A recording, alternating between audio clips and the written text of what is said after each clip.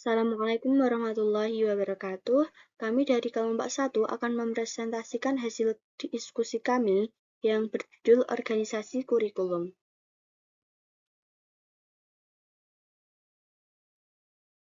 Anggota kelompok kami yang pertama, Gevira Gandhi Azizah, yang kedua, Erika Susela Rahmadani, ketiga, Malika Lubil Muna, dan keempat, Kiki Musdalifah.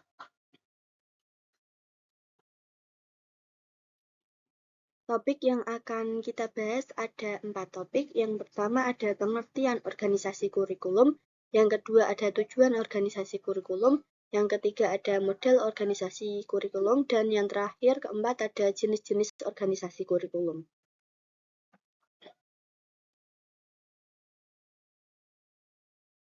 Untuk yang pertama, pengertian.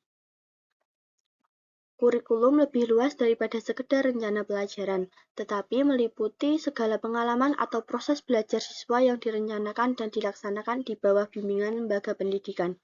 Artinya bahwa kurikulum bukan hanya berupa dokumen, bahan cetak, melainkan rangkaian aktivitas siswa yang dilakukan di dalam kelas, di luar kelas, di laboratorium, di lapangan, maupun di lingkungan masyarakat yang direncanakan serta dibimbing oleh sekolah. Suatu kurikulum harus memuat pernyataan tujuan, menunjukkan pemilihan dan perorganisasian bahan pelajaran serta rancangan penilaian hasil belajar. Salah satu aspek yang perlu dipahami dalam pengembangan kurikulum adalah aspek yang berkaitan dengan organisasi kurikulum.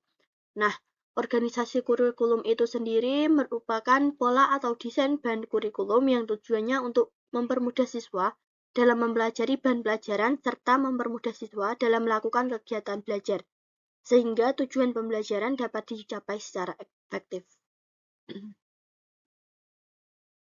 Tujuan pendidikan yang dirumuskan dapat mempengaruhi pola atau desain kurikulum, karena tujuan tersebut dapat menentukan pola atau kerangka untuk memilih, merencanakan, dan melaksanakan segala pengalaman dan kegiatan belajar di sekolah.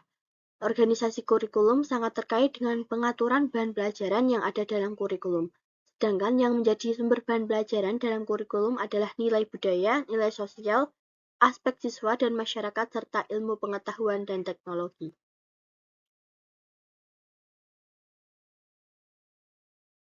Untuk yang kedua yaitu tujuan organisasi kurikulum. Yang pertama, organisasi kurikulum mempermudah peserta didik dalam memahami atau mempelajari bahan ajar. Yang kedua, mempermudah siswa dalam melakukan kegiatan belajar.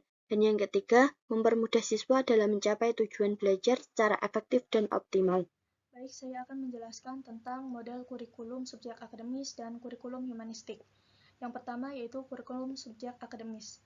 Model konsep kurikulum subjek akademik adalah model pendekatan kurikulum yang lebih menekankan pada aspek materi atau bahan pelajaran, sehingga semakin baik guru dalam menyampaikan pelajaran, maka semakin mudah pula murid memahami pelajaran tersebut. Tujuannya yaitu mengorientasikan siswa untuk lebih mengembangkan ide-ide pemikiran dalam proses pelajaran, sehingga siswa tidak hanya menguasai satu bidang pengetahuan saja. Metode yang digunakan pada kurikulum ini biasanya berupa ceramah, yakni guru banyak menyampaikan atau menjelaskan, dan murid mendengarkan sembari memahami materi yang disampaikan oleh gurunya. Kriteria yang dituju pada kurikulum subjek akademis yaitu penilaian dari hasil kerja siswa. Sedangkan evaluasinya menggunakan tes uraian, karena dalam tes uraian guru dapat menilai proses dan kerangka berpikir siswa dalam menjawab soal. Yang kedua ada kurikulum humanistik. Model konsep kurikulum humanistik adalah model pendekatan kurikulum yang lebih mementingkan aspek kemanusiaan, yakni kemampuan untuk memanusiakan manusia. Dalam arti kata lain, kurikulum ini lebih memfokuskan kepada potensi yang dimiliki oleh peserta didik. Tujuan kurikulum ini yakni mengorientasikan siswa untuk lebih terbuka terhadap potensi yang dimilikinya, sehingga siswa bisa lebih banyak mendapatkan pengalaman untuk mengeksplor potensinya tersebut. Metode yang biasa digunakan pada kurikulum ini yakni demonstrasi, yaitu guru dapat memperagakan step by step pembelajaran sehingga nantinya siswa bisa ikut langsung praktek. Dan kriteria yang dituju pada kurikulum ini yaitu lebih mementingkan proses dibandingkan hasil. Sedangkan sistem evaluasi penilaiannya bersifat subjektif dan terbuka untuk guru maupun murid.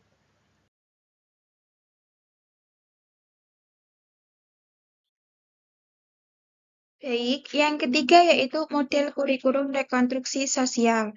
Model konsep kurikulum rekonstruksi sosial yaitu model pendekatan kurikulum di mana lebih memfokuskan pada pemecahan masalah-masalah sosial yang terjadi pada masyarakat.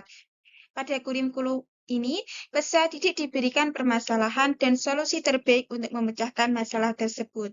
Tujuan daripada kurikulum rekonstruksi sosial yakni melatih siswa untuk menghadapi peristiwa maupun persoalan nyata yang terjadi di lingkungan masyarakat. Metode pembelajaran yang digunakan biasanya berupa cooperative learning, yakni pembelajaran yang disusun berkelompok, atau juga bisa menggunakan strategi pembelajaran berupa problem-based learning atau bisa disingkat PBL, yang merupakan pembelajaran yang didasarkan atas suatu masalah untuk kemudian dicari solusinya. Kriteria yang dituju pada kurikulum ini yakni bukan hanya pada kemampuan pada siswa saja, melainkan pada peran siswa terhadap lingkungan sosial. Evaluasi penilaiannya dilakukan secara bersama antara guru dan murid terhadap pemecahan masalah yang sudah ditemukan dan dampaknya terhadap lingkungan masyarakat. Yang keempat, yakni model kurikulum teknologis. Model konsep kurikulum teknologis merupakan pendekatan kurikulum di mana lebih memanfaatkan peran teknologi, baik teknologi yang berupa alat yang biasa disebut hardware maupun teknologi yang berupa sistem yang biasa disebut software. Peserta didik dituntut dapat menguasai keduanya. Tujuan dari kurikulum teknologis yakni siswa mampu melakukan proses pembelajaran dengan sarana teknologi. Metode pembelajaran yang digunakan biasanya berupa PPSI, prosedur pengembangan siswa instruksional atau CBSA, yakni cara belajar siswa aktif maupun distance learning atau pembelajaran jarak jauh seperti yang kita alami saat ini. Kriteria yang dituju pada kurikulum ini yakni kecepatan dan ketepatan siswa dalam menyelesaikan program yang telah diberikan. Evaluasi penilaiannya bersifat objektif dan dilakukan setiap saat. Jenis-jenis organisasi kurikulum dibagi menjadi tiga. Yang pertama ada correlated kurikulum, yaitu organisasi correlated kurikulum adalah suatu pengaturan atau penyusunan mata pelajaran dengan cara menggabungkan dua atau lebih mata pelajaran, baik yang ada dalam bidang studi maupun yang ada di luar bidang studi. Ciri-ciri kurikulum ini diantaranya adalah yang pertama, berbagai mata pelajaran dikorelasikan satu dengan lainnya. Kedua, sudah dimulai adanya usaha untuk merelevansikan pelajaran dengan permasalahan kehidupan sehari-hari. Tujuannya masih penguasaan pengetahuan. Tiga, sudah mulai mengusahakan penyesuaian pelajaran dengan minat dan kemampuan para siswa. Meski pelayanan terhadap perbedaan individual masih sangat terbatas. Keempat, metode penyampaian menggunakan metode korelasi, meski masih banyak menghadapi kesulitan. Kelima, meski guru masih memegang peran aktif, namun aktivitas siswa mulai dikembangkan. Yang kedua ada separated subject curriculum. Separated subject curriculum atau nama lainnya kurikulum mata pelajaran dapat dikatakan sebagai golongan bentuk kurikulum yang tradisional. Kurikulum ini mempunyai ciri-ciri sebagai berikut.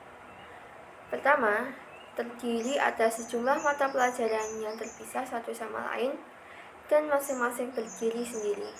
Kedua, tiap mata pelajaran seolah-olah tersimpan dalam kotak tersendiri dan diberikan dalam waktu tertentu. Tiga, hanya bertujuan pada penguasaan sejumlah ilmu pengetahuan dan mengabaikan perkembangan aspek tingkah lakunya.